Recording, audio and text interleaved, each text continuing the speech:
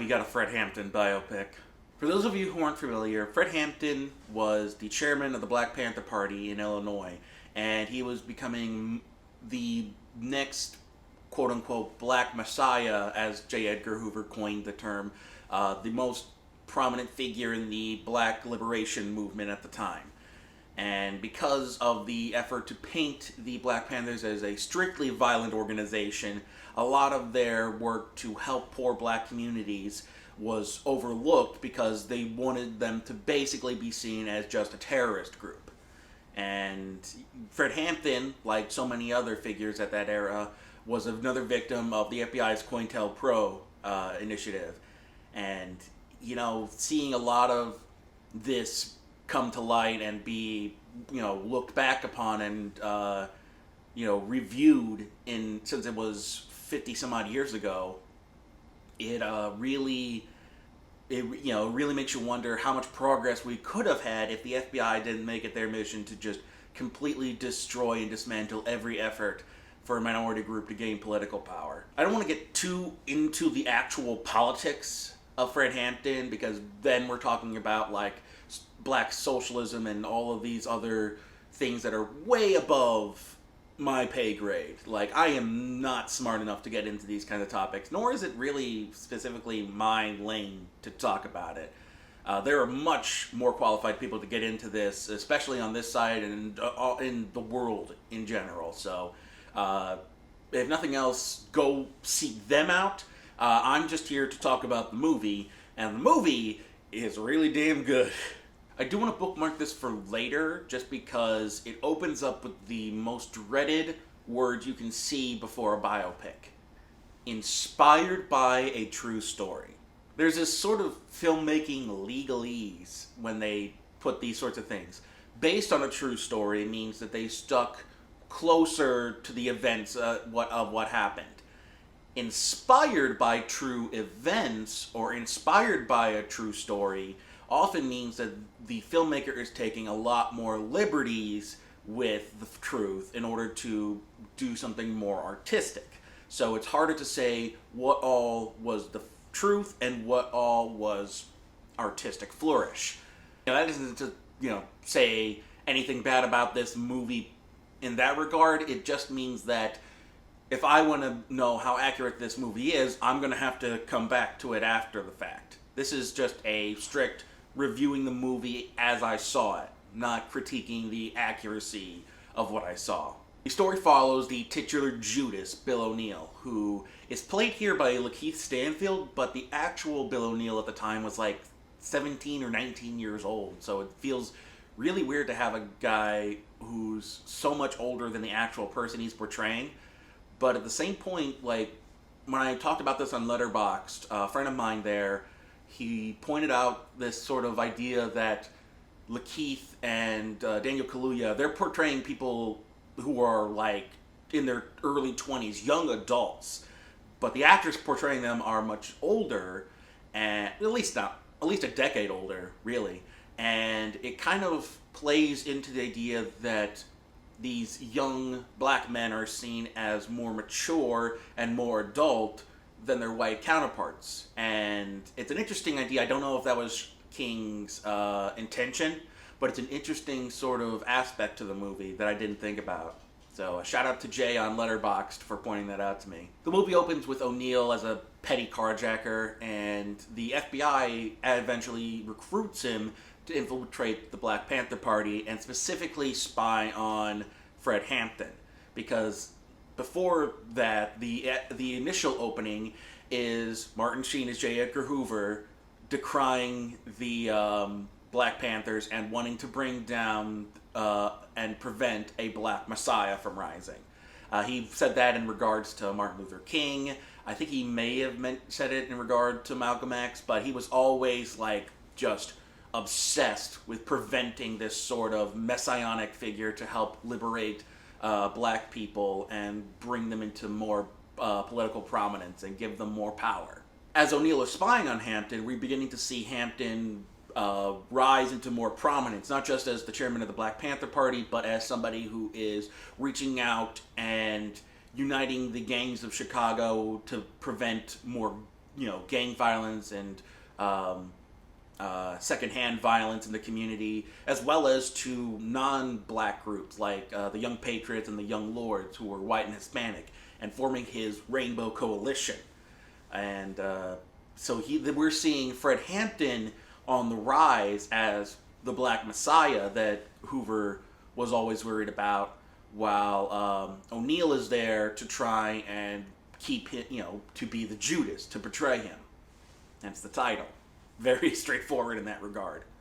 Like with MLK FBI, the ultimate villains here are the FBI. Whatever your thoughts on the Black Panthers were, the FBI were the ones who strictly, through COINTELPRO, went in and undermined any chance of progress. And this wasn't just the Black Panthers, we're talking any kind of leftist movement, any kind of minority progress. Like, outside of this, there's a great Dollop episode that covers an indigenous rights activist through the 70s. And COINTELPRO targeted the indigenous people as well, while they were trying to get more rights, and they were trying to rise it, make sure to push back against oppression. So yeah, this COINTELPRO targeted everybody, but it loved focusing specifically on Black liberation because they knew that was the easiest one to paint as the villain to the American people. And yeah, we're still feeling the repercussions of that whole initiative to this day. It is staggering how deep those wounds are. I do want to say this though, for Hollywood trying to co-opt these revolutionary figures, I do take some, I have some problems with that, but when it comes to the movies themselves, this blows Trial of the Chicago 7 out of the water. While this is only his second feature film, Shaka King has proven himself to be just a fantastic filmmaker. And if nothing else, I really hope this does for him what Fruitvale Station ended up doing for Ryan Coogler in propelling him into more work, because I absolutely want to see what Shaka King does after this, because just this alone has proven he has a great eye for film, and he is a great, he's great at story crafting in and of itself. Of course, the real standout for this is Daniel Kaluuya. Every scene that he's in just oozes with charisma and personality, which you would hope for, given that he is portraying a very charismatic person from real life.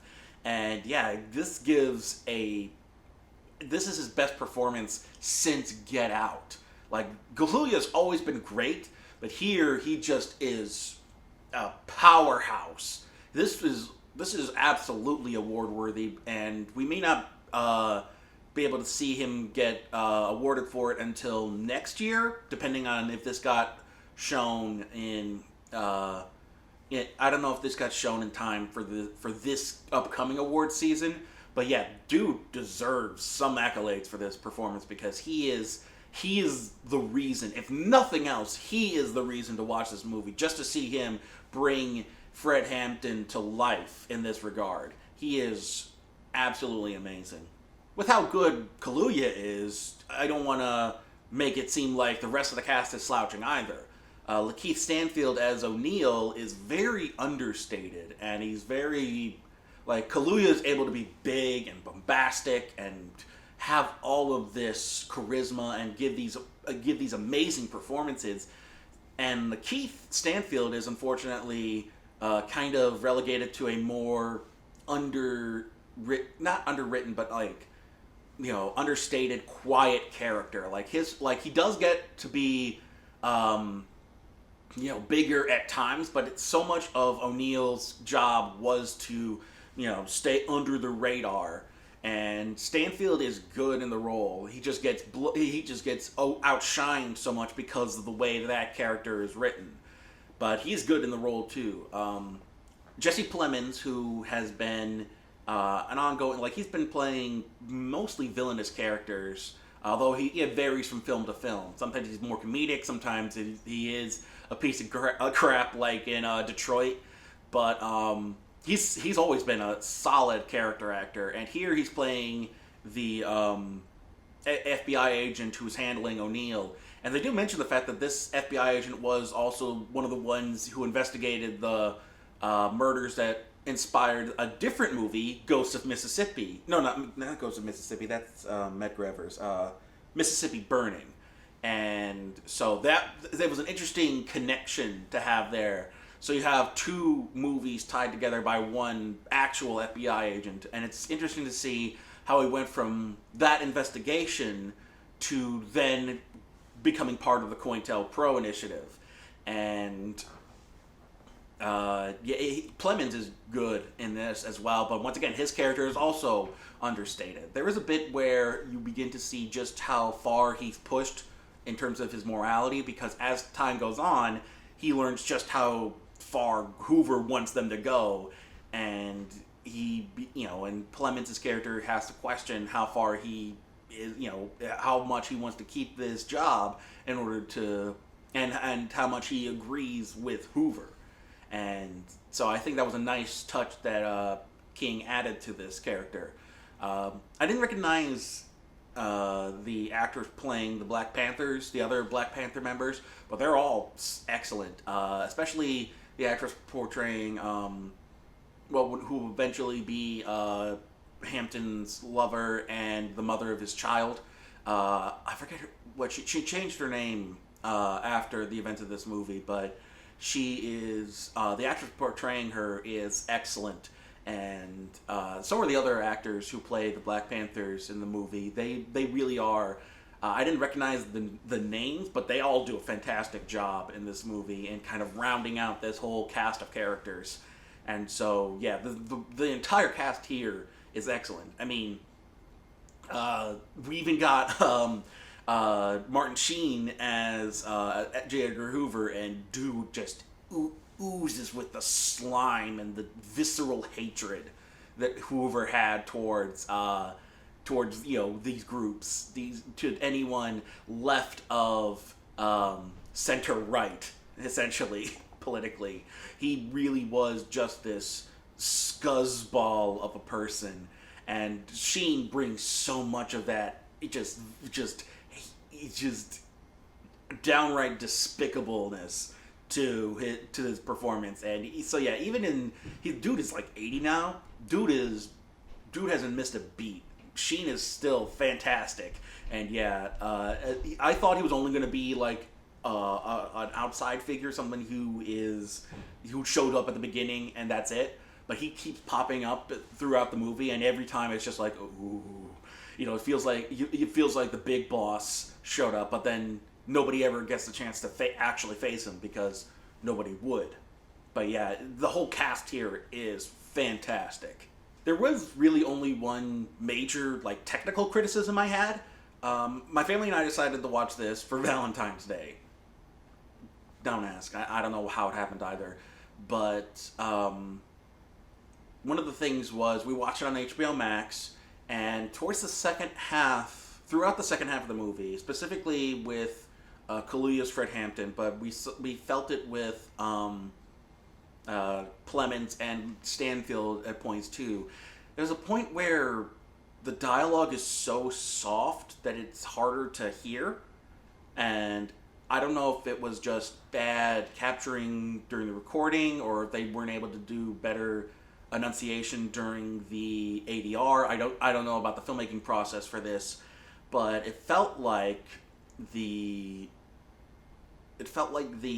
dialogue was not enunciated well enough for how quiet it was, so it was harder to understand what the characters were saying. And once again, this could have been HBO Max, it could have been our own setup, it could be the fact that we're all going deaf, who knows, but it was something that we all picked up while watching it, and it specifically took my mom out of the movie, but it was something that we all kind of had to deal with, and I'm wondering which one of the variables caused that.